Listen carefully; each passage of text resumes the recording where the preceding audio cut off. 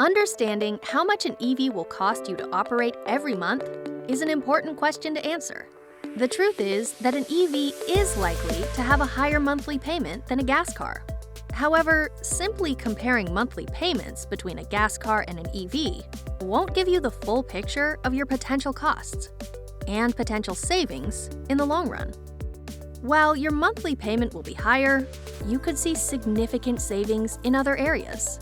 For example, you'll no longer be spending on gas, which should more than make up for the additional monthly costs. That's especially true the more you drive.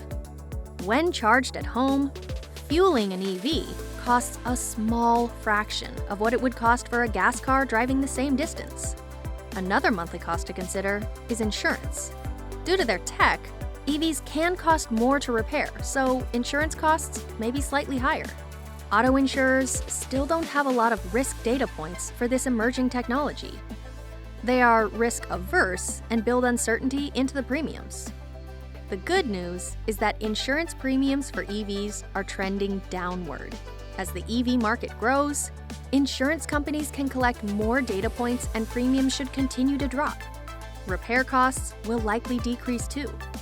Add it all up, and it will generally cost less overall to operate an EV because of low maintenance costs, incentives, and charging being so much cheaper than fueling.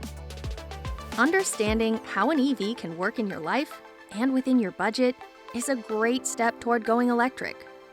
Greencars.com is your source for everything you need to know to easily make the switch.